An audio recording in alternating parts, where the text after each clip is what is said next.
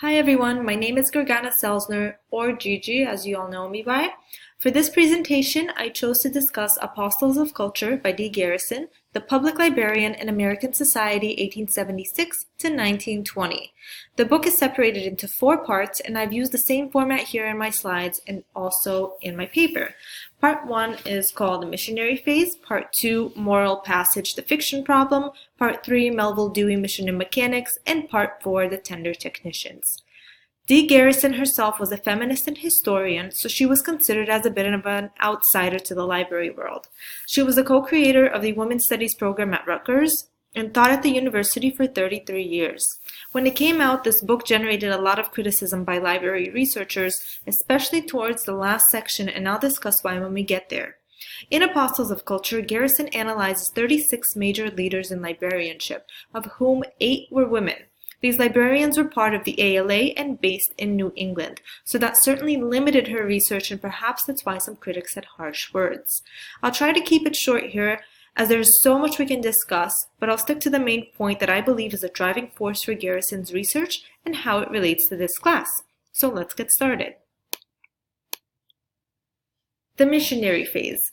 I think this section in a way summarizes the whole book. In class, one of the first things we discussed is who we are and how our belief systems and biases have been shaped by society and our environment.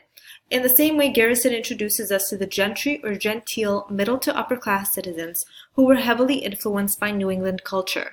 They brought with them a belief system that trickled into how the library operated. This was an issue because librarians wanted to promote education and create well-informed citizens, but at the same time they were limited in their own belief of what was best for the people, especially at a time when America was becoming a melting pot of cultures, with immigration on the rise, industrialization booming, and most people being of working class, which leads us to the next section. Moral Passage, the Fiction Problem. In class, we read Emily Knox's book Banning in the 21st Century, and in part 2 of her book, Moral Passage, the Fiction Problem, Garrison focuses on the censorship of fiction, which was put in place by conservatives in the Victorian or late Victorian age to prevent people's change their values, or more specifically, women's. Again, we see the upper class deciding what's right or wrong for the population. They were not only criticizing people when they entered through the front door of the library, whether they had a wet umbrella or dirty boots, they were also trying to dictate what people read, and this went against the library's mission to be accepting of all patrons. Melville Dewey, Mission and Mechanics. We know Melville Dewey was a great contributor to the field of librarianship. He not only created the Dewey Decimal System, was a co-founder of the American Library Journal and ALA, he also welcomed women students at Columbia University's first library school. However, Garrison exposes the not-so-brilliant side of his personality, labeling him as arrogant, paranoid, anti-Semitic, and more. She believes that although he was progressive and brought women in the field, he also kept them in their so-called place in the lower ranks. She compares Dewey's women to a harem who eventually experienced much embarrassment after his accusers started coming forward with sexual harassment claims. The Tender Technicians. So here we have 7 of the 8 women librarians Garrison analyzes. I couldn't find any photos of Mary Bean. I think her history was a little difficult for Garrison herself to pinpoint and figure out. But anyways, this is the most criticized section of the book, as I mentioned, because Garrison pretty much blames women for allowing low pay and accepting lower positions. She even says at one point something along the lines that women librarians would gladly pursue their domestic duties and leave librarianship behind had they been offered marriage. In his review, J. Stanley Lemons overall praises Garrison's findings, her work substantial, stimulating, and rewarding, but calls her dispassionate in her opinion of why women entered the field so largely.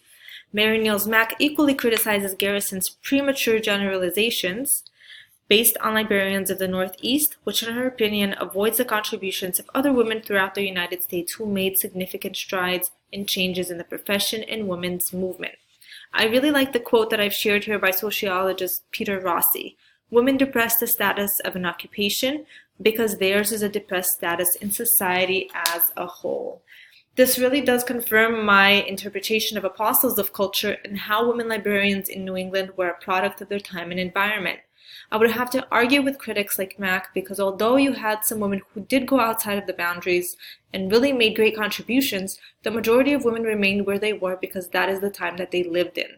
We see the same pattern in the fields of nursing and teaching, where women dominated these fields since it was appropriate for them to be there, since it wasn't a challenge to society. It was a place where they could incorporate nurturing and care just like they would at home.